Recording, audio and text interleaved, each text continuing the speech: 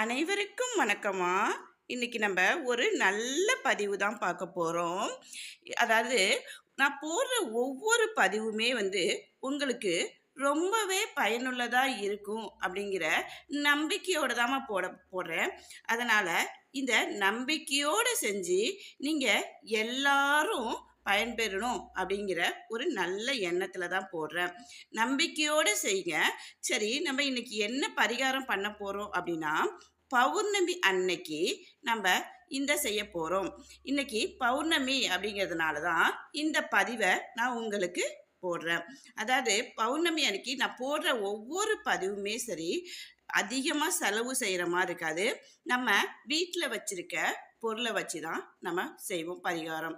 இப்ப நம்ம இன்னைக்கு பௌர்ணமிக்கு என்ன செய்யலாம் அப்படிங்கிறத பார்க்க போறோம். எப்பயுமே வெள்ளிக்கிழமை இன்னைக்கு பௌர்ணமி வர்றதுனால சில சமயம் கிழமைகள் மாறி மாறி வரும். இன்றைய தினம் வெள்ளிக்கிழமையில வர்றதுனால நமக்கு ரொம்பவே ஒரு விசேஷமா இருக்கும். அது மட்டும் இல்லாம நம்ம பௌர்ணமி அன்னைக்கு நம்ம இந்த வேண்டுதலை செஞ்சோம்னா நம்ம கிட்ட இருக்கிற எல்லா பிரச்சனைகளுமே தீந்துருமா. அதாவது இந்த உலகத்துல பிரச்சனை இல்லாத மனிதர்களே கிடையாது. எவ்வளவுதான் பணம் வச்சிருந்தாலும், நகை வச்சிருந்தாலும், எவ்வளோ வீடு காசு பணம் எல்லாம் இருந்தாலும் சில பேத்துக்கு நிம்மதியான வாழ்க்கை இருக்காது. சில பேத்துக்கு பணம் இல்லாம கஷ்டப்படுவாங்க. அப்ப எல்லாருமே ஏதோ ஒரு காரணத்துக்காக மன கஷ்டத்தோடயோ இருந்துகிட்டு தான் இருக்காங்க. இந்த உலகத்துல நிம்மதியா வாழ்றவங்க அப்படின்னு யாருமே இருக்க முடியாது. ஏதாவது ஒரு சூழ்நிலையில அவங்களுக்கு ஏதாவது ஒரு பிரச்சனைகள் தான் இருக்கும். அப்ப அந்த பிரச்சனை நம்ம அப்படியே கொண்டு போக முடியுமா? முடியாது. அப்ப நம்ம என்ன பண்ணுவோம்? கடவுள்கிட்ட போய் வேண்டிப்போம். அந்த மாதிரி செய்யறதுதாம்மா இந்த மாதிரி பரிகாரம். இதை நீங்க என்ன வேண்டுனாலும் உங்களுக்கு அப்படியே கிடைக்கும். சரி, ஏன் நம்ம இன்னைக்கு செய்யறோம் அப்படின்னு சொல்லி பார்த்தோம்னா, இன்னைக்கு தான் முழு நிலவு வரும். இந்த பிரபஞ்சத்துக்கிட்ட நம்ம என்ன வேண்டுனாலும் அப்படியே நடக்கும் அப்படிங்கிறதுக்காக தான் இந்த பதிவை நான் உங்களுக்கு போடுறேன். மறுபடியும் சொல்றேன். அதாவது நடக்கும், நடந்துச்சு அப்படிங்கிற நம்பிக்கையோடு செய்கிறவங்க மட்டுமே இதை செஞ்சு பாருங்க. நம்பிக்கை இல்லாதவங்க நீங்க செய்யவே வேண்டாம். நாங்க யாரையுமே கட்டாயப்படுத்தி இதை செய்யுங்க அதை செய்யுங்க நாங்க சொல்ல போறதுல, உங்களுக்கு நம்பிக்கை இருந்தா செய்யுங்க. நான் போடுற ஒரு ஒரு பதிவுமே நான் ஒவ்வொரு தடவையும் சொல்லிக்கிறது அதுதான். நான் பயனடைஞ்ச பிறகுதான் உங்களுக்கு அந்த பதிவை போடுறேன் அப்படிங்கிறத நான் உங்கள்கிட்ட தெரிவிச்சுக்கிறேன். மறுபடியும் உங்ககிட்ட நான் தெரிவிச்சுக்கிறேன். சரி, இப்போ நம்ம இதுக்கு என்ன தேவை அப்படிங்கிறத பார்க்க போறோம். இதுல நமக்கு ரொம்ப ரொம்ப முக்கியமானது எதை எடுத்துக்க போறோம்னா, ஒரு சொம்புல, அது சில்வர் சொம்பா இருந்தாலும் சரி, இல்லை நீங்க பித்தளை பாத்திரம் எதுவா இருந்தாலும் சரி, அதுல நிறைய தண்ணி எடுத்துக்கணும். இப்ப இந்த தண்ணியை வச்சு தான் நம்ம இந்த பிரபஞ்சத்துக்கிட்ட நம்மளுடைய வேண்டுதலை வேண்ட போறோம். சரி, நம்ம என்னென்ன மீதி எடுத்துக்கணும் அப்படின்னு சொல்லி பார்த்தோம்னா, இது மாதிரி ஒரு பித்தளை தட்டு எடுத்துக்கங்க. பித்தளை தட்டுல எப்பயுமே நம்ம அதுல மஞ்சள் குங்குமம் எல்லாம் வைப்போம் பார்த்தீங்களா, அந்த மாதிரி மஞ்சள் குங்குமம் எல்லாமே வச்சுக்கோங்க. வச்சுக்கிட்டு 2 அகல் விளக்கு எடுத்துக்கோங்க. 2 அகல் விளக்கு எடுத்துக்கங்க. அதில் நல்லா சுத்தம் பண்ணிட்டு, சுத்தமான தண்ணியில் கழுவி எடுத்துக்கிட்டு, மஞ்சள் குங்குமம் அதுலேயும் வச்சுக்கோங்க. அது போக மேலே அதில் இலுப்பை எண்ணெய் போட்டுக்கோங்க. எப்பயுமே நம்ம விளக்கேற்றும் போது 2 திரி தாங்க போட்டு ஏற்றணும். ஒரு திரி போட்டு ஏற்றக்கூடாது. 2 திரி போட்டு அதில் இலுப்பை எண்ணெய் நீங்கள் போட்டுக்கோங்க. விளக்கு ஏற்றும் போது 2 விளக்கு தான் ஏற்றணும். அதாவது அதுக்கு மேலே நீங்கள் எத்தனை வேணாலும் ஏற்றிக்கலாம். ஒற்றை விளக்கு எப்பயுமே ஏற்ற வேண்டாம். அதில் இந்த தட்டு மேலே அந்த 2 விளக்கையும் வச்சுக்கோங்க. அதில் பக்கத்தில் நம்ம எப்பயுமே பூஜை செய்யும் போது, சுவாமிக்கு படைக்கும் போதுனாலும் எப்படியுமே நம்ம பூ வச்சுப்போம் விளக்கு ஏற்றும் போது. அப்போ உங்ககிட்ட என்ன பூ இருக்கோ அந்த பூவை வச்சுக்கோங்க. இதில் அது கூடவே ₹1 நாணயம் நீங்கள் வச்சுக்கோங்க. இவ்வளோதாங்க. நம்ம இது வேற எதுவுமே நம்ம லட்சக்கணக்கிலையோ ₹1000 ₹2000 அந்த மாதிரி எதுவுமே நம்ம செலவு பண்ண போகிறதில்ல. வீட்டில் இருக்க பொருளை வச்சு தான் நம்ம செய்ய போகிறோம். இதை எப்போ செய்ய போகிறோம் அப்படின்னா, மாலை நேரத்தில் தான் ஒரு 7 மணிக்கு மேலே நம்ம செய்ய போகிறோம். ஏன்னா பௌர்ணமி அதாவது முழு நிலவு அப்போ தான் நல்லா முழுமையாக நமக்கு தெரியும். சில சமயம் வந்து 9 மணி கூட ஆகலாம். நீங்கள் 9 எப்போ உங்களுக்கு நேராக தெரியுதோ அந்த டைமில் நீங்கள் செய்யுங்க. இதை வந்து உங்கள் வீட்டில் மொட்டை மாடி இருந்தால் மொட்டை மாடியில் போய் நீங்கள் செய்யலாம்.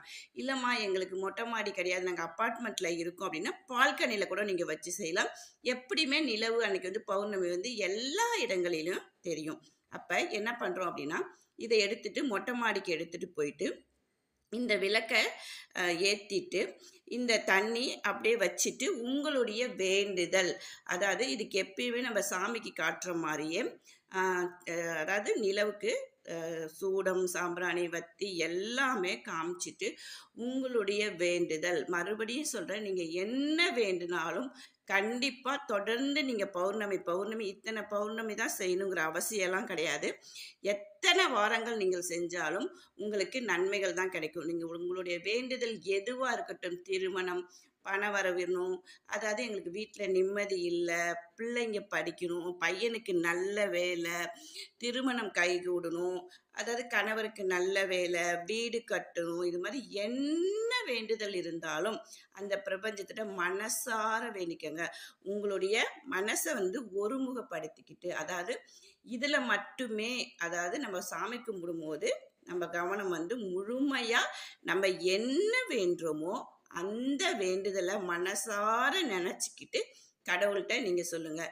ஏன் அப்படின்னா, முழு நிலவாக இருக்கும்போது இந்த பிரபஞ்சத்துக்குன்னு ஒரு பெரிய சக்தி உண்டு. அதாவது நம்புறவங்களுக்கு மட்டும்தான்ப்பா வாழ்க்கை. மறுபடியும் சொல்கிறேன், நம்பிக்கை இல்லை அப்படின்னாவே நம்ம எதுவுமே செய்ய முடியாது. அதனால இதில் வந்து நம்பிக்கை இல்லை, பொருளையை கிளப்புறாங்க அப்படி இப்படின்னு யார் எதை சொன்னாலும் நம்பிக்கையோடு இருக்கிறவங்க இதை நீங்கள் செஞ்சுக்கிட்டே வாங்க. உங்களுக்கு நல்லதே நடக்கும். என்ன வேண்டுதல் வேணாலும் நீங்கள் வைக்கலாம். வச்சுட்டு ஒவ்வொரு பௌர்ணமியும் இதுதான் நீங்கள் செய்ய போகிறது. வேற ரொம்ப அதிகமாக அதை செய்யுங்க, இதை செய்யுங்க, அங்கே போங்க, இவ்வளோ செய்யுங்க, அவ்வளோ செய்யுங்க எதுவுமே கிடையாது. நான் சொல்கிற பதிவு எல்லாமே உங்களுக்கு ரொம்ப எளிமையான பதிவாக தான் நான் சொல்லுவேன்.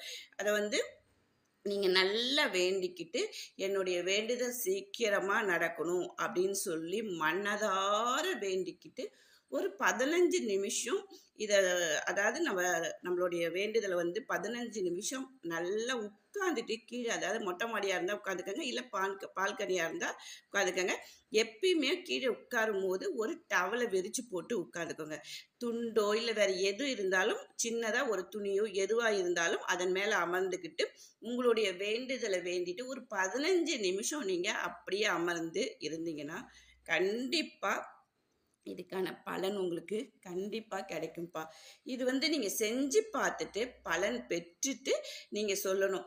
அதை விட்டுட்டு இது நடக்குமா நடக்காதா அப்படின்னு சொல்லிட்டு நெகட்டிவாக எந்த வந்துமே நீங்கள் பதிவுமே நீங்கள் போட வேண்டாம் அப்படிங்கிறது நான் அன்போடு கேட்டுக்கிறேன். சரிங்களா? அதுக்கப்புறம் இதை செஞ்சு முடிச்சுட்டு நீங்கள் வந்து எப்பயும் போல் இதை வந்து வீட்டில் வந்து விளக்க மறுபடியும் எடுத்துகிட்டு வந்து அப்படியே, அதாவது குளிர வைக்காமல் அணைக்காமல் அப்படியே எடுத்து வந்து உங்கள் பூஜை அறையில் வைக்கலாம். இல்லை நீங்கள் அப்படியே அங்கே காற்று இதை அடிச்சுன்னா, அதாவது சில சமயம் வந்து மொட்டை மாடியில் காற்று அதிகமாக வீசும். அப்படி இருக்கிற பட்சத்தில் வந்து நீங்கள் என்ன பண்ணனா, அதாவது விளக்கேற்றாமல் நிறவிளக்குன்னு சொல்லுவாங்க பார்த்தீங்களா, அந்த மாதிரி கூட நீங்கள் வேண்டிட்டு கற்பூரம், அதுக்கப்புறம் சூடம் சாம்பிராணி இதை மட்டும் ஏற்றிட்டு உங்களுடைய வேண்டுதலை வேண்டிட்டு நீங்கள் வந்துடுங்க. இது மாதிரி ஒவ்வொரு பௌர்ணமியும் நீங்கள் செஞ்சுட்டு வரும்போது அவ்வளவு நல்ல விஷயங்கள் நடக்கும் அப்படிங்கிற நம்பிக்கையோடு செய்யுங்க. இதுதான் என்னுடைய நல்ல பதிவாக இருக்கும் அப்படிங்கிறதுனால நான் இதை போடுறேன். வாழ்க வளமுடன்.